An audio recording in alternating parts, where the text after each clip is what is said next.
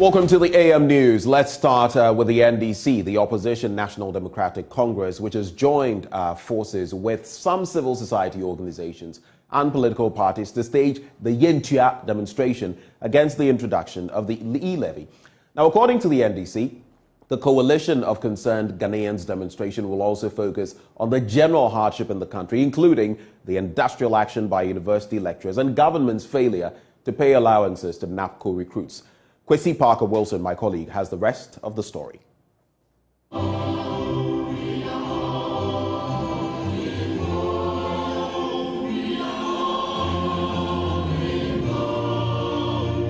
party has scheduled Thursday, 10th February 2022, to protest against the government.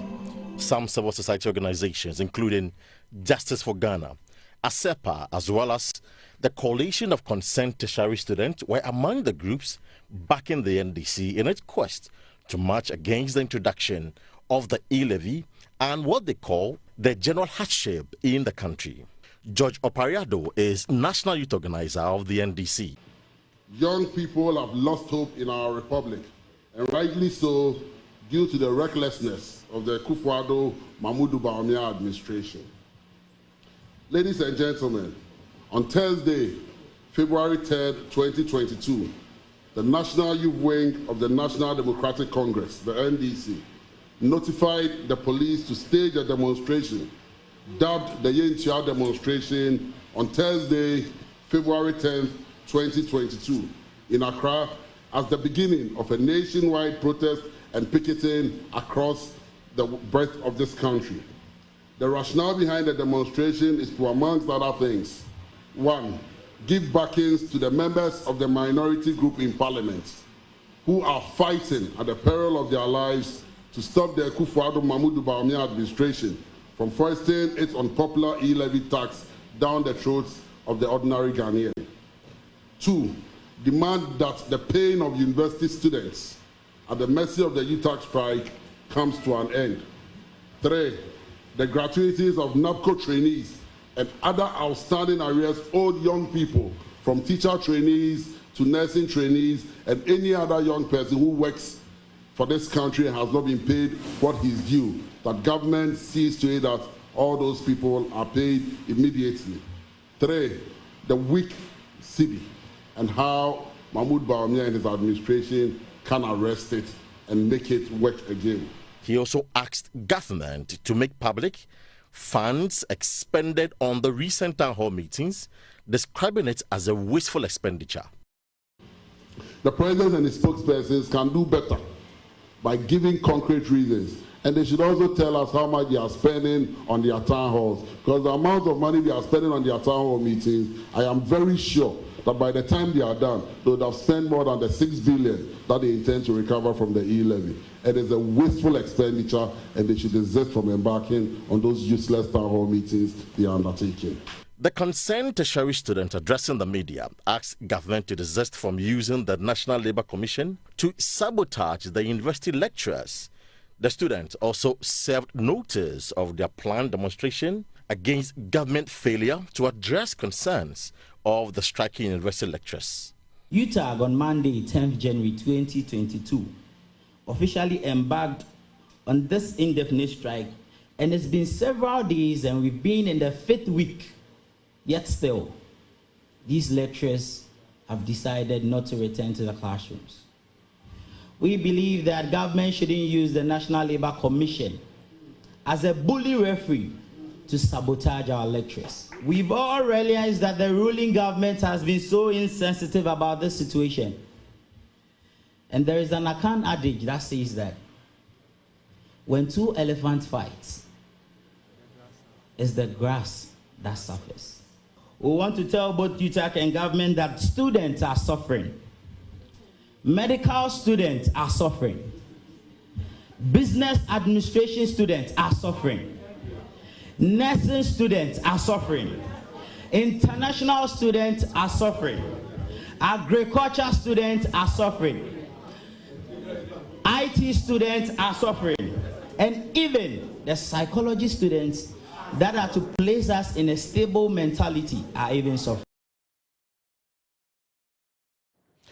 Well, on our next story, senior presidential advisor Yao Osafo-Maafo is asking for what he describes as a code of conduct for religious groups. He believes such an act will help reduce the work on government, as religious leaders will be assisting governments in its work. He was speaking at a ceremony to honor the head pastor of the Royal House Chapel, Sam Kranche Ankara, with a U.S. Presidential Lifetime Achievement Award for his humanitarian acts. There's more in this report put together by Hannah Odami.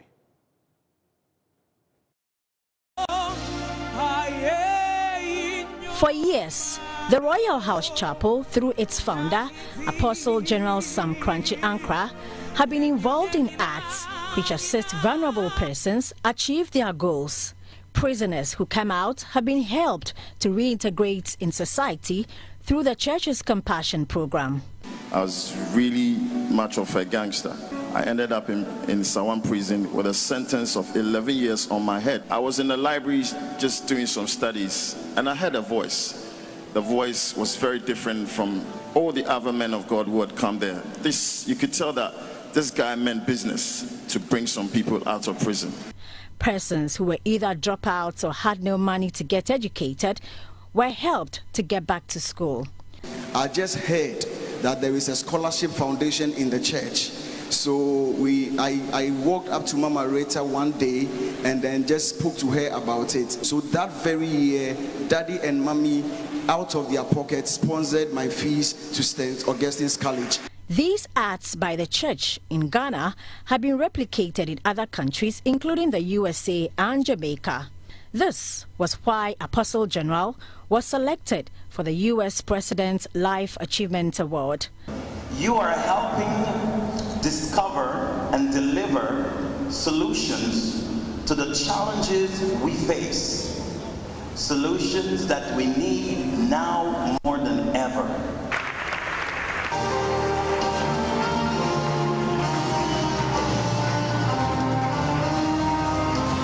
Receiving the award, Apostle Sam Kranche Ankara, who pledged to continue helping people, also called on government to cut down expenditure in the public sector.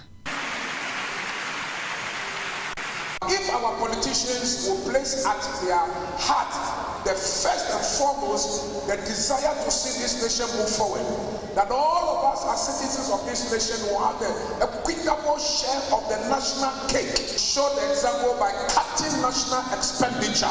They must punish themselves a little bit. And when we see that expenditure is being cut down, if they call upon us to pay taxes, whatever they ask us to pay, we shall pay with gladness and willingness, because we all know that we all suffer to gain. Senior Minister Yao Osafo-Maafo, who was the special guest of honor, tasked Christians to rise up to that role of aiding government in its work.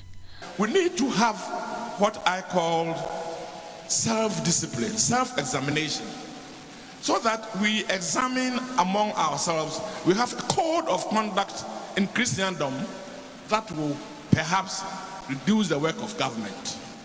Because if people are straightened, stealing will go down. People are straightened, many of the bad social things we see and hear will be eliminated. And I think we need spiritual leaders like Most Reverend Kranche Ankara to do self-purging among the Christendom, to take a necessary leadership role in the Christendom, so that we correct a lot of the ills of the land. Also at the ceremony was the Greater Accra Regional Minister, Henry Korte, who asked for support in the ministry's campaign dubbed Operation Clean Your Frontage. I want to humbly plead with the Most Reverend that we have embarked on what I call Operation Clean Your Frontage. And I want to hand over this area and the Kaneshi area to the Most Reverend.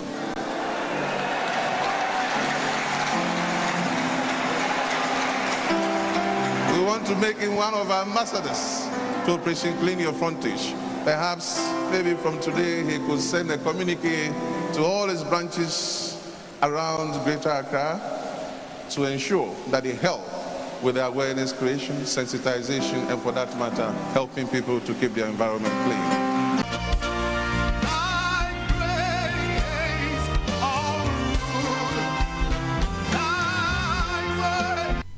Reverend Crunchy Ankra pledged his support for the campaign and also prayed for all government officials. Give him wisdom and give him favor, that the president will take his counsel in the name of Jesus. For Joy News, I am Hannah Odami.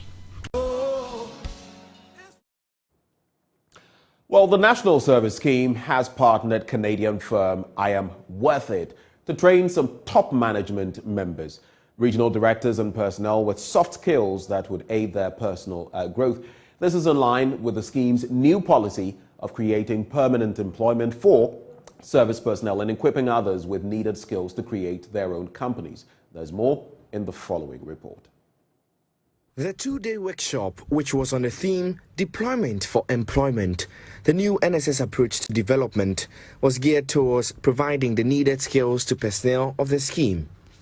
The National Service Scheme partnered Canadian-based I Am Worth It project to offer management of the scheme with the skills and knowledge to develop ways to make its new vision sustainable, especially to imbibe in personnel adequate skills to be readily employable. Here's lead consultant and CEO of the I Am Worth It project, Tammy Shega. We met them, and it just so happens the day before we came in, they were having a meeting, and it was suggested that what was needed was soft skills training. And the very next day, I showed up talking about soft skills, how to communicate, how to lead, how to deal with difficult people, how to manage time, how to rise to personal excellence. And it was just a natural fit. And so for me, when I want to partner, I want to show those potential partners what we do. That's what we're doing here today. In a speech read on his behalf, the Education Minister Dr. Yao Osei Educhim commended the Executive Director and Management of NSS for repositioning the scheme in a short term to have a workforce that is competent, well-resourced, dedicated and committed to the cause of the vision to achieve greater heights. Focused on deploying graduates who have completed various programs from accredited tertiary institutions. However, at the onset of the new administration, a new outlook in terms of introducing sound models aimed at equipping personnel with the relevant skills and creating jobs, which in a final analysis is expected to put the national service personnel in the right footing. Today, the scheme can boast of many programs. Meanwhile, the executive director of the scheme, Osei Esibe Enchi, reckoned that it has become necessary to permanently employ some of its personnel and ensure that the rest have the required employable skills and experiences ready for the world of work. We have done a lot, but now we need to behave like Paul in the Bible. What did he say? He said, all the things that I've done, all the things that I've achieved, I put it behind, then look forward. So now we need to look forward to brace ourselves up for the various challenges. And what are the challenges? Now we need to make sure that the national service personnel that are leaving our door, because the question is, we are the entrance. They entered through our door before they are ushered into the place of work. And when they are done, they come and bid us farewell. So when they are bidding us farewell, where are they going?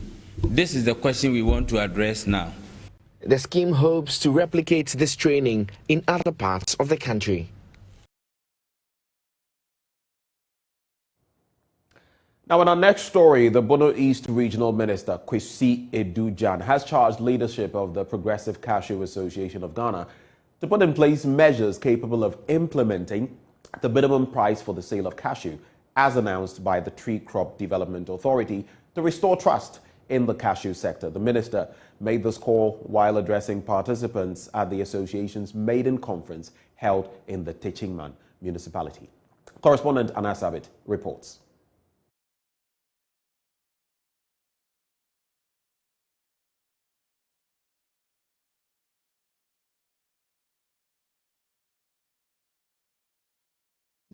The cashew industry is increasingly becoming one of the most important agricultural sectors in Ghana, with the sector contributing significantly to economic growth, particularly job creation and poverty reduction.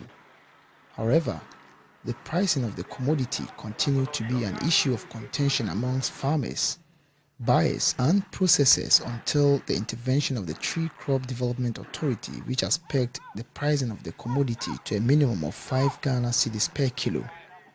Speaking at the maiden annual national conference of the Progressive Cashew Association of Ghana, Bono East Regional Minister Kwesi Edujan charged the leadership of the association to put in place measures capable of ensuring that the minimum price tag as introduced by the Tree Crop Development Authority is fully implemented.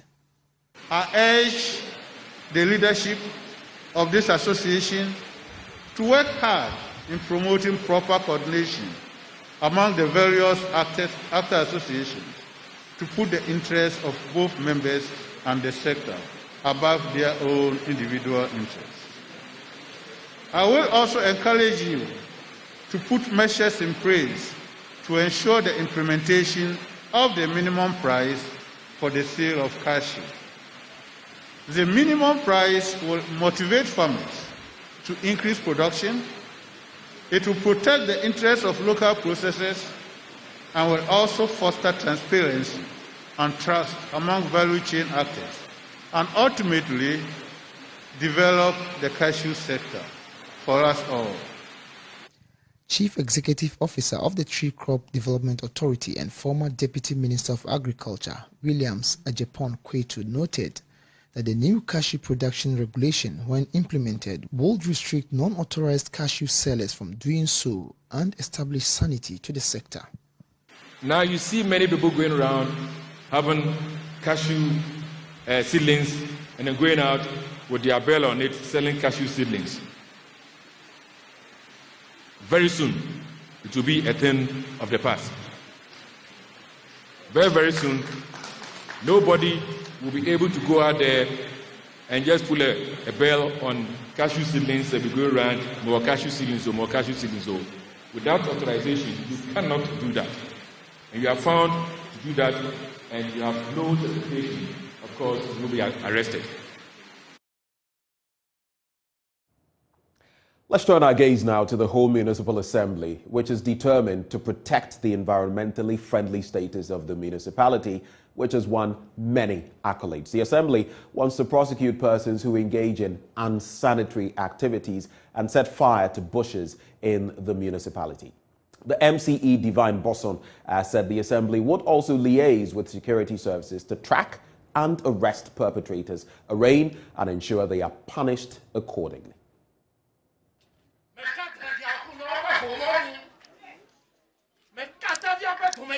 The newly installed Dutofia of Taviope Aviepe, Togbe Agba Aholu III, is a health practitioner.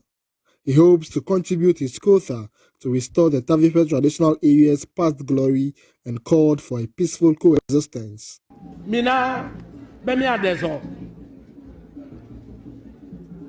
Aba America, Le Taviepe. We must be united and work towards the common good of Taviope. We need development.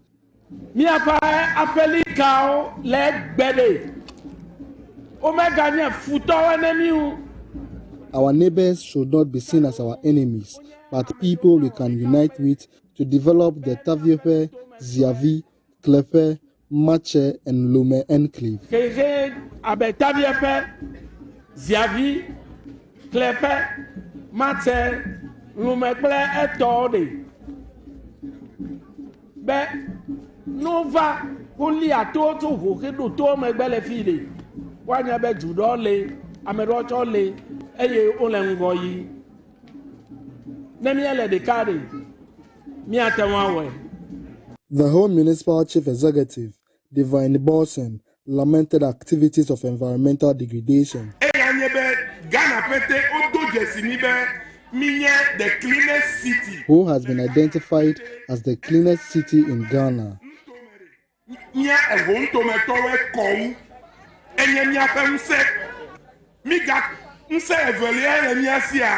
UNESCO declare mi be. UNESCO also described Ho as the oxygen city, which means that you will live long when living in Ho.